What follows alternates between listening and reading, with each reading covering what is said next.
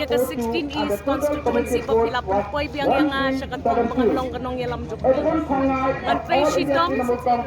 Ngan Tracy Tom hapdeng kani kajing kumar jong kata kasan kurtay niyo iki votes ki kumar siya ni siya tay.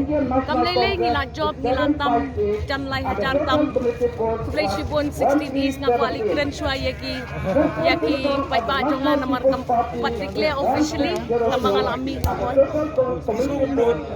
Sansin papila job kama MLA. Sansin kani kapanta kinong lanyang ta kinong mangki kinong lashmia kila ay kapta yang sa shisin ya kaway kalong manlek sa assembly pa niya sa issues jong ilong ngam tip shoes sa manu de bala jok de is kasing sa bala pun snap de tang mga si mga kadakwa shisha ng trang shisha pa yung don shoot kin kay giwan sa man Ay katong jong hi po conference.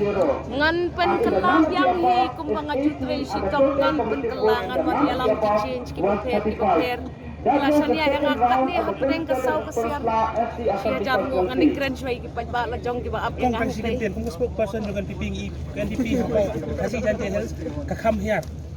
Nrai Garo Health kakam kiyo kandiat. Ngila expect ya kata na markadon kata ka confusion, political confusion ka klumar hakani ka sign na makamlele ngin sa yapet kalong makalong nga ay ngo yung lining kong epo nga ay ngo ru ya paro kita support ina but ngin sa yakren politics comes with can meet